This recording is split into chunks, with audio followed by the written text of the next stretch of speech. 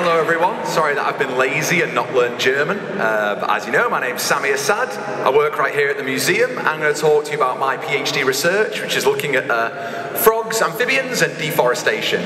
But first I'm going to try and lighten the mood a bit and take you to one of my favourite places and play you one of my favourite sounds. So that is the sound of dozens of different species of amphibians, all calling in the Bornean rainforest. That's, 10 dozens of species all using that habitat independently, but full disclosure, that's actually a lot of different species of frogs all asking for sex. But at the moment, we've got a bit of a problem in frog paradise. So, oh dear. Amphibians are currently suffering massive global declines. We've lost 200 species in the last 50 years, and now 50% of the world's amphibians are threatened with extinction. But the problem is, if this decline is so severe and the threat of extinction so dire, why don't we hear much about it? Well, the problem is, when we think of extinction, we think of animals like this, elephants, gorillas, this furry asshole. And often we overlook amphibians in favour of these animals, and obviously their population's declining, but they're as bad and as severe as the decline facing frogs, so why are they being overlooked? Well, I think the big problem is amphibians have got a real, an image problem. People think of them as like slimy, ugly, cold, unlovable creatures. But unlike another cold, unfeeling creature, Theresa May, amphibians are, incredibly useful for our ecosystem. So let's compare them to, this specimen and see how useful they really are. Well, firstly, amphibians are major predators of flies, mosquitoes, spiders. So they're basically serving as like a natural pest control, keeping numbers of these insects and invertebrates down. So if we lose the frogs, we lose that control, and we have massive populations of flies and invertebrates bothering us. So if we want to keep the numbers of these insects down, we need to keep amphibians around. So they're providing us a valuable pest control service. Theresa's not providing nothing. Secondly, they're a valuable indicator species. So amphibians are really sensitive to pollution, temperature changes, and that means they're like an early warning system. So if you have a forest and you start to lose your frogs first, that's an indication that you have a bigger problem that you need to look into. So they're like the canary in the coal mine, a really good indicator that you've got problems.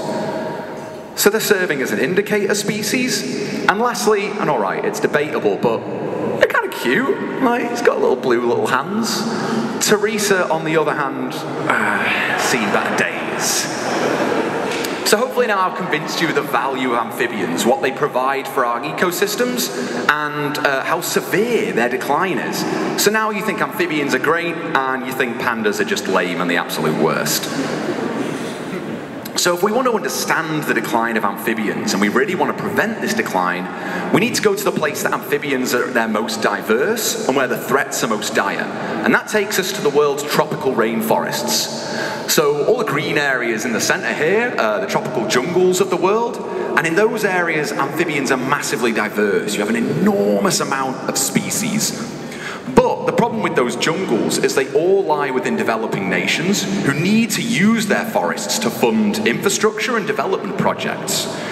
And the best way to turn a profit from a forest is commercial logging. So extracting the timber and selling the wood products on. So what we wanted to find out in our team is basically, how does this logging affect amphibians? What are the different types of logging? How do they affect the frogs? And how do they recover after that logging? So to answer that question, we set off to the jungles of Borneo, which I haven't got a pointer, but it's this big island here. And we were working in this little, it's all right, I've already pointed it out, they'll find. She's got it. So we were working in this little forest area. We were basically trundling through the jungle, looking for frogs in different areas of logging, and trying not to get absolutely covered in leeches. Those are not even the worst photos I have, by the way. So what we're really interested in how do the amphibians respond to different logging types? Well, to answer that, we need to understand the logging types and what that means for the forest. So the most common type of logging is conventional logging. This is the way to make the most amount of money out of a forest. You take out the maximum amount of timber, but there's very heavy forest damage, and there's no attempt to limit that damage. Now I could show you a lot of fancy graphs on how that affects forest structure and economic returns, but the best analogy for conventional logging and the damage it does to the forest, it is what a night of heavy drinking is to your liver. And so you have another kind of logging. You can try sustainable logging. So basically you take out a smaller amount of timber, you try and cause limited damage to your forest, and you try and have mitigation measures. So you stay away from streams, you only make a small amount of, roads. And you can compare that to, you're working during the week, but you still want to go out. So you just go out and you drink a little bit. You can still be functional the next day. What we want to know is, how do those forests recover from those two logging types? Let's look at the conventional logging. I mean, in the first few years following conventional logging, the forest is trashed. You've taken out all of your timber, your rivers are knackered, the soil is all eroded, and after a night of heavy drinking, you're basically an absolute state, and you're in no condition to be doing anything. Then, as the time recovers from logging, its forest starts to regain its structure, but it's been so damaged that it's going really, really slowly. And I'm sure, as most of you know, after a night of heavy drinking, no matter what you do, you're just not feeling any better, be it, having a quick tactical or a day of Netflix and crisps. And even up to 20 years after conventional logging, it's been a long time, but that forest simply doesn't have the mechanisms to recover. Too much has been done to it. And even, the night after a night of heavy drinking, you're still in no decent state to be doing absolutely anything. But what about sustainable logging? How is that forest recovering? Well, in the first few years after sustainable logging, yes, you've lost a lot of the big trees, but because you've tried to mitigate the damage, you've stayed away from streams, you've reduced the amount of roads, the forest isn't as bad as it could be. Kind of like a night after just a few beers. You don't feel 100%, but after a coffee and some toast, you're feeling a lot better, you're feeling functional. And that's like your sustainably logged forest. 5 to 15 years, it starts to regain that structure of an unlogged forest. It starts to really get back to its former glory.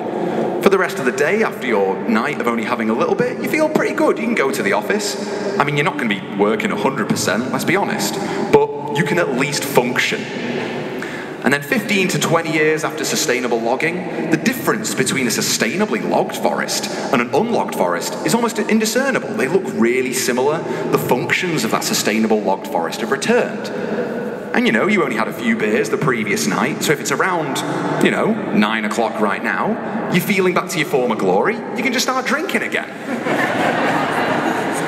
So what we want to know is, okay, we know how the forests recover, but how do the amphibian communities recover within those ecosystems? Well, we looked at conventionally logged forests and sustainably logged forests. And in our conventionally logged forests, 20 years after logging, the forest was in really poor shape, and that was mirrored by the amphibians. Diversity was really low, very few species and very low abundance. But then we looked at our sustainably logged forests, and we looked at those that had been logged 2 to 20 years ago, and no matter when it had been sustainably logged, amphibian diversity was through the roof. Massive amount of species, really high abundance. Now this is really great. It indicates that conventional logging is really doing nothing for amphibians, but sustainable logging, no matter when it was done, is maintaining the diversity of frogs. So this is going to be an essential method for sustainably managing forests to fund infrastructure development and helping to promote amphibian conservation in the world's tropical rainforests. Thank you.